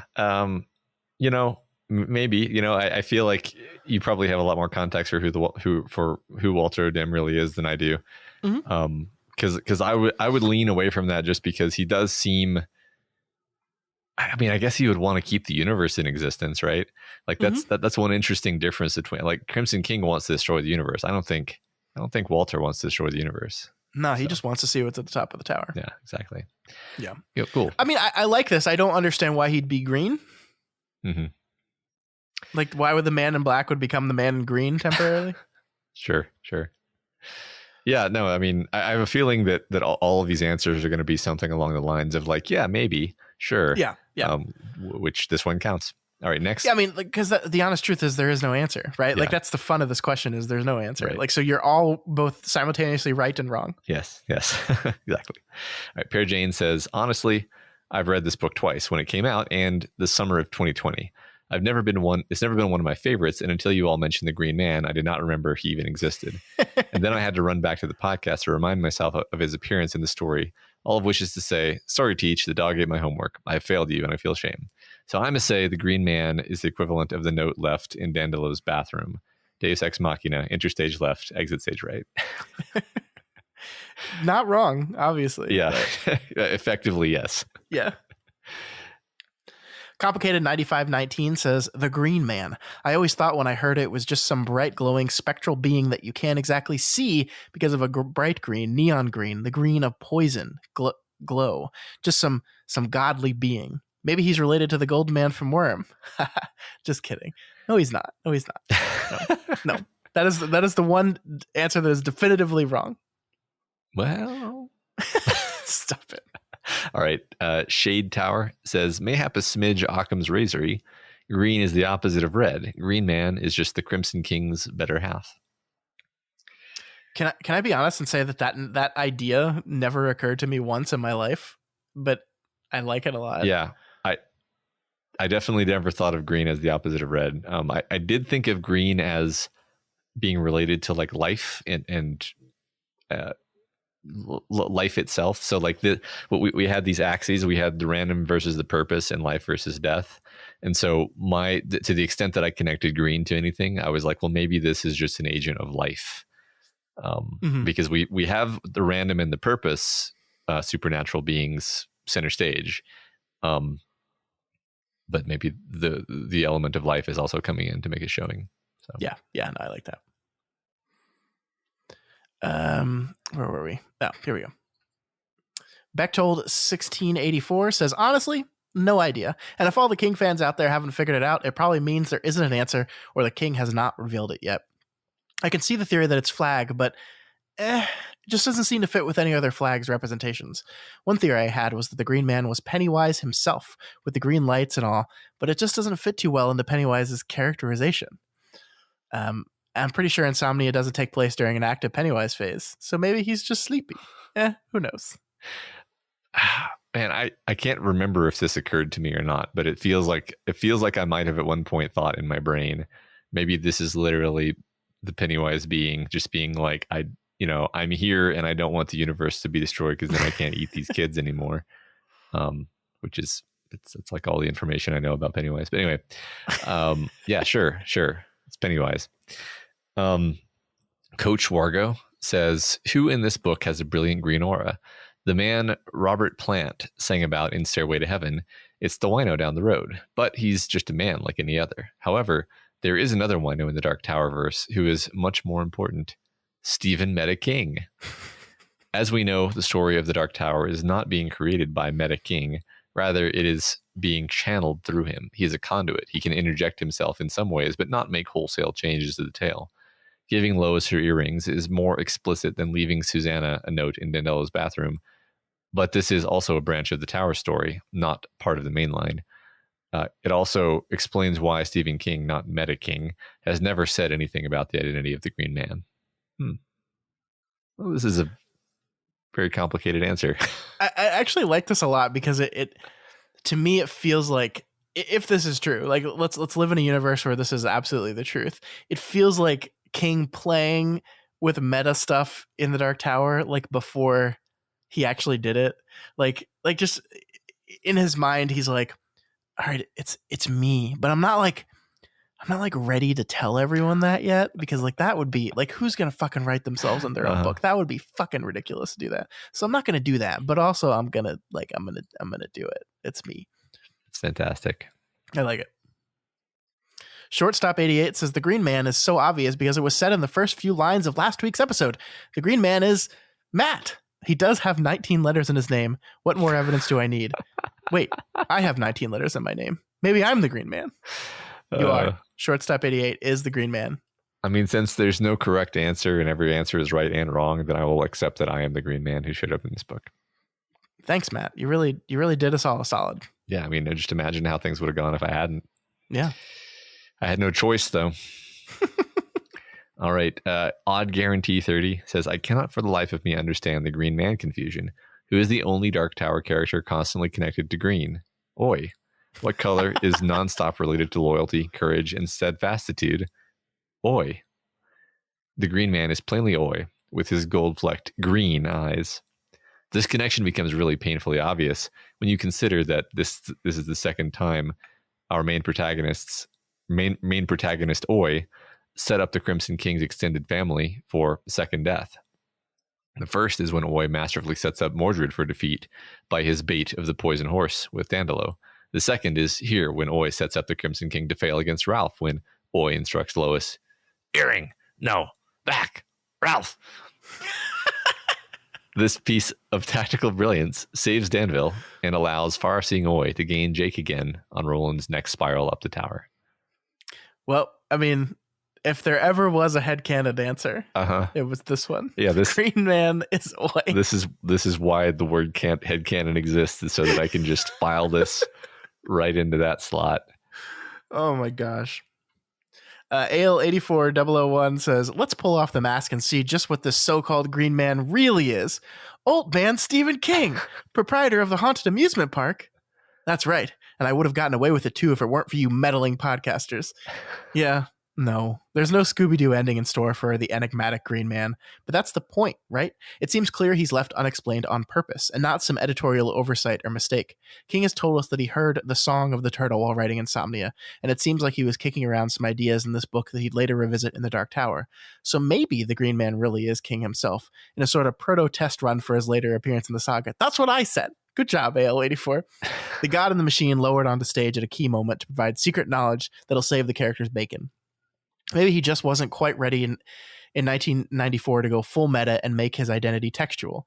Never go full meta was the prevailing wisdom at the time, so he hid behind the green aura. He hid behind the haze of green and gold, as it were. Yeah, that's like exactly what I said, so well done. Yeah. What's funny is I feel like the 2020s are a time where like fucking everything is meta. Yeah. Have you noticed this? Like, oh yeah. Like, I think it has to do with the fact that all of the movies are now like reboots, but just everything is so meta all the time now. Everything is meta, and also every story is about trauma. Yeah. Have you noticed that every story is about trauma? Yeah, you're right. Like, I'm actually like seriously planning to like have a breakout successful novel where like the twist is like it's just about what it appears to be about. like there's it's just a story. Anyway, all right. Gerardo says, I did a little mental detective work to find out who the Green Man is. My inspiration was Tim Curry from Clue, connecting the dots. In order to find out who our Green Man is, we need to first walk the Green Mile, naturally. And on that Green Mile, we find none other than John Coffey. Or should I say coffee, just the cure for the side effects of having insomnia. John Coffey sits in his prison cell, not unlike prisoners at the Shawshank prison, such as Andy Dufresne, who was the robot in the Kala that betrayed the people. Andy, the messenger robot. Andy was a pain in Roland's ass, and Roland had other pains as well. Pain that needed healing, maybe with Aston or Rosalita's balm. And who else healed Roland?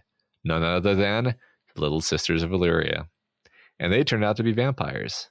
And what town was overrun with vampires? Salem's Lot. Ben Mears fought against those vampires. And who else do we know named Ben? Ben Slightman Sr. That's right, back in the Kalas, Ben Slightman Sr. had a kid, Ben Slightman Jr. And we all know kids love cartoons. Yep, cartoons and cartoon characters. Characters such as Bugs Bunny, Elmer Fudd, even Marvin the Martian. Ding, ding, ding, a green character. Not from this world. I rest my case. Well, I mean, you just can't argue with that one. The logic is unassailable. Unassailable. So. Yep. And if Marvin the Martian weighs more than a duck, then Marvin the Martian is the Green Man. Is there you go. How I would phrase it. Mm-hmm. Horror Movie Pod says, I'm not sure about an entire Green Man, but maybe it's another name for a certain man with a green thumb. Dr. Green Thumb. It's a Cypress Hill song. I don't know if you do that. Okay. Yes. I was laughing because I didn't understand. All right. Looms Bachelor says, "Who is the Green Man? Why Gandalf the Green, of course." Wait a minute. I don't think there was no Gandalf the Green. I mean, I think it's mainly just supposed to be funny, but then also it's sort of like Gandalf the White returning at the last minute to save the day. Of course. Yeah. Okay. At the turn of the tide. Exactly. Eric T says, "We know at least enough time has passed for Patrick to have had his group checked out, processed, and for him to make it to the center, and that he's coloring. After the day he's had, might not a young boy draw an angel with a halo or aura, much like he may have gotten a glimpse of at High Ridge? And what would he actually be drawing? What did he see? An angel that showed up in the last moment to save someone being grounded between the gears of the purpose and the random. If Danville drew and so created such a creature about this time, I can think of a better target for help. Can't think of a better target for help than Ralph, who was otherwise indisposed. So it went to Lois." Arguments 4. Ever see a kid crayon drawing of an angel? A blurry person shape in a ball of color is not out of the question. 2. The target for the earrings was the eyes, and we know that there's a relationship between him and the Crimson King's eyes. So yeah, Eric is saying that the Green Man is just a creation of magic powers Patrick Danville. Yeah. Which is interesting.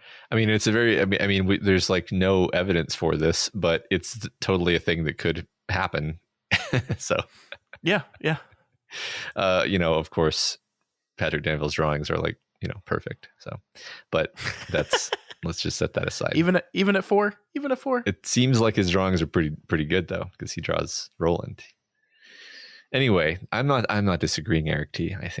I think your answer is literally equally likely to be true as anyone else's. Really? As anyone else's? As the Marvin the Martian one? Literally equally. All right. Final answer, I think. Yeah. From Canna King. They say, "I guess I was somewhat happy to hear that the Green Man is a true unknown. That's always been the strangest part of this story to me, and I see that I'm not alone. I was really hoping that the collective efforts of this podcast would hold the answer, but alas, no dice.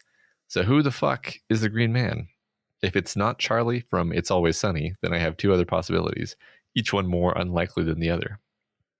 The Green Man seems to exude peace and tranquility, like Urkel. And he can be seen every Friday night, like Urkel. He's no other than doped up Mr. Burns. Years of working in a nuclear facility have given him a healthy green glow.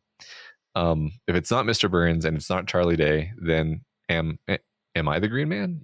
Years of working with indoor plants have given me a happy green glow. Apparently, there are some short-term memory effects, but none that I can remember. It could be possible that I am the Green Man on some broken level of the tower. Seriously, I thought we were going to solve this mystery, but maybe some things are better left unanswered." It's been a while since I've seen the show Family Matters. I'm pretty sure no one in their history would ever describe Steve Urkel as exuding peace and tranquility. Right? See, I thought that was just the Simpsons reference where Homer keeps saying like Urkel and then connecting it to the Mr. Burns thing. What? I didn't get that reference. Yeah, that's because you don't have every single Simpsons episode from the first 10 seasons memorized. Are they talking about Steve Urkel in that one, or is it a different Urkel? Yeah, they're talking about Steve Urkel, and Homer keeps saying like it's like something like Urkel, and then it's just basically, I'm just really, really happy at how many of our listeners just are in absolutely up to their eyeballs in the Simpsons lore, just like me. So yeah, I'm really happy for you. I love the Simpsons. We have to do let's do a Simpsons pod where we do an episode on every episode of the Simpsons. Yes. I agree. Let's do it's okay. That. We'll stop when the show got canceled, which is about season 13, right? That's about when the show got canceled. Yeah, that's when the Simpsons was canceled and they never made another episode. Yep. So my theory, to the extent that I had a theory, was always that it was related to the Arthurian Green Knight, which I promised that I was going to read up on what that actually was all about, and then I didn't do that. Did you actually do your homework? No, but I did it literally in the last 10 seconds when you were talking. And one fact about the Green Knight is that the Green Knight does this thing where he's like, you can challenge me and you can strike me once, but I get to return the strike in 1 year's time. And and then like Gawain, who's I guess the hero, just fucking chops his head off. I don't know what happens from here, but it's interesting to me because there is a subtext of a life for a life here. That's true. Which is indeed what happens in the story, like immediately after that. Like you could even argue that that's the implication of the earrings. So I think my Gawain and the Green Knight connection is just as valid as anyone's. Not to get you to watch the new A24 movie, The Green Knight, that came out this year, because you would have known all that stuff. Would I have? Had you seen that movie? Yeah, no, I really want to watch that. Absolutely. It's available for rent now. Cool. All right, that is going to do it for our discussion question this week. Next week is an overview episode. An overview episode means mailbag time. So we're turning things around and we're asking you to ask questions of us. So we want to know, what questions do you have for it? They can be questions about Insomnia, questions about season 2 as a whole, questions about Dark Tower, questions about other Stephen King stuff, questions about anything you want there to be. If you want Matt to answer a question about The Simpsons, just fucking go for it, man. Any questions, any of them, please. Yeah. And like the Little Ball Doctors, we have to answer them, and we have to answer them truthfully. That's right. So you can ask us anything. Yeah. Or Scott always tells the truth. I always lie. Actually, no. I don't like that. No. Okay. But if you always lie, then what you just look, I'm sick, and you're not helping my brain right now. Well, thank goodness we're done then. Yeah, that is it for us here on Kingslingers. As we said, next week is our Insomnia overview episode, where we will be looking back on the book as a whole and talking about it broadly as one book instead of 11 separate sections. That's right. Remember, you can reach us via email at kingslingerspod@gmail.com or on Twitter at kingslingerspod. And the subreddit r/doofmedia is the place to post those mailbag questions. Yeah, and if you're not already subscribed to Kingslingers, we strongly recommend you do so. And you know what? I'm not going to read the places you can do that now, because it's 2021. You know where podcasts are. You got the podcast app. Just click subscribe. Yeah. What are you doing? It's been like 100 episodes or something. We're good. It's actually really close to 100 really? episodes. I don't know how. We're almost there. Okay. Well, anyway, if you like any of our shows and you want to support them, then please consider donating at patreon.com/doofmedia. Special thanks this week to new patrons Chad D, Christina Y, Gaiman P, Michaela C, and Jay Grosick. Welcome. We hope you enjoy the cool stuff we have over on the Patreon, and welcome to the community. Yeah, a small programming note for our bonus content. We had said at the end of last month that our other Levels of the Tower episode is going to be on the series Chapelwaite, but it's not. Yeah, we bit off a little more than we can chew this month, and we just didn't have time to watch it before we needed to record that episode. So our other Levels of the Tower episode for November, which is exclusive to our Patreon, will be on Dr. Sleep, and Chapelwaite will be the month after that. So December's will be Chapelwaite. So just a little note for those of y'all that were anxiously awaiting that. We will get to it. It's just not going to be next month. Yep, that's right. But of course, if you cannot afford to donate to us right now, that is absolutely okay. You can continue to help us out by sharing the podcast. I saw someone shared us on r/books the other day, and I was like, thank you. Aww. Thank you very much.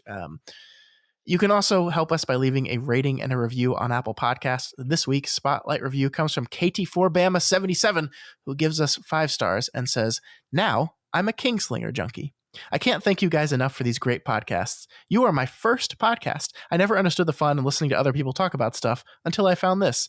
I've been a Dark Tower junkie along for the Dark Tower ride since the 80s. I have a few friends that are as well. When I found you guys, it was a whole new world. I introduced my friend to the series and used you as my guide of how not to spoil and respond neutrally to a first-time reader. He now listens to you guys as well. Thank you for keeping me company as I drive 8 hours one way to see my kid at college, helping me get through the long workday, or enjoying an hour of Dark Tower time relaxing on my porch. Long days and pleasant nights to you both." Oh, thank you. Well, thank you so much. Yeah, that's wonderful. 8 hours. 8 hours one way. Whew. Yeah. That's rough. Jeez, yeah. I'd get sick of my own voice after 8 hours, but yeah, that's great. I'm glad we could introduce you to the wonderful world of podcasting. Yes, thank you so much, Katie. And thank you, everyone who has taken the time to leave those rating and reviews. We're getting close to running out of new ones to read. I think we've only got like 4 left. So, folks, get on it. Yeah. If you do, then the odds that yours will be read soon are fairly high. So, yeah, pretty high.